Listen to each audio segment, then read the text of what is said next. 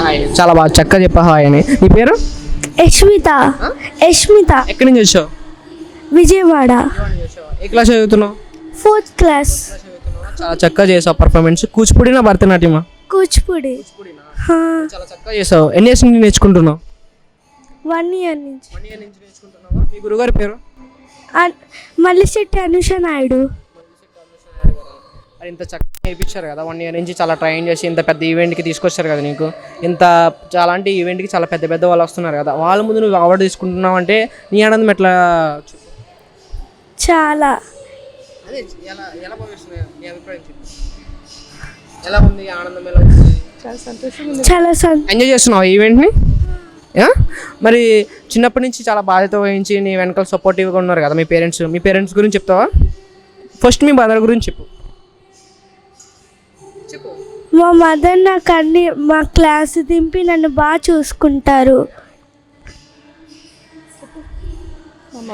మా మమ్మీకి చిన్నప్పటి నుంచి డాన్స్ అంటే ఇష్టం. తను చేయలేకపోయింది, అందుకని నాతో నేర్పిస్తుంది.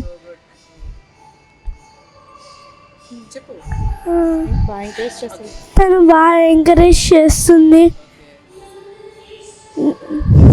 చాలా చక్కగా చెప్పావు. మరి మీ మదర్ గారిని కూడా అడిగి తెలుసుకున్నాం. Hi madam. హాయ్ అండి. మీ పేరు? మాధవి. ఏ తల్లిదండ్రులకైనా పిల్లలు ఎదుగుతూ ఉంటే వాళ్ళ కళ్ళ ముందు తల్లిదండ్రులు చాలా గర్వంగా ఉంటుంది. మీరు ఎలా భావిస్తున్నారు?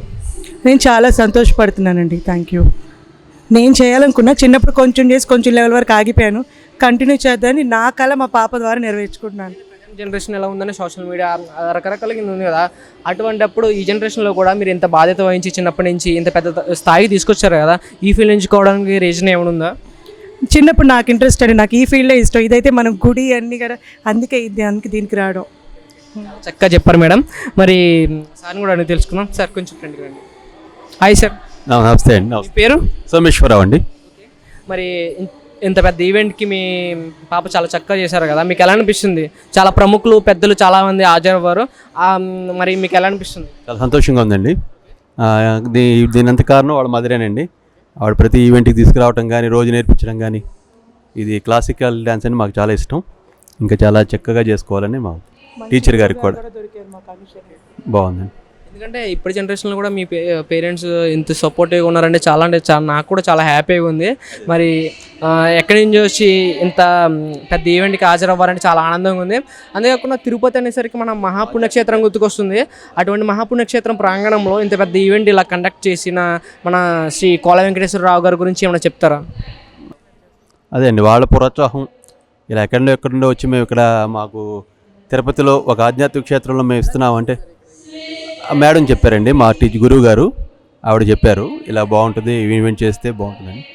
ఇది సేవా కార్యక్రమం బాగా చేస్తారు, ఈ ఆర్గనైజేషన్ తరపున చేయటం అంటే మంచిది అని చెప్పారు, అందుకే వచ్చాను. మీ పాప కూడా చాలా చక్కగా చేశారు. మీ కళ్ళ ముందే అంత పెద్ద పర్ఫార్మెన్స్ చేశారు కదా, ఆనందాన్ని వెలకట్లేదు పేరెంట్స్ ఆనందం. మరి మీరు ఎలా భావిస్తున్నారు? చాలా సంతోషంగా ఉందండి. ఒక వేదిక దొరికింది మా పాప ప్రదర్శన ఇవ్వడానికి, మాకు చాలా హ్యాపీగా ఉంది, సంతోషం.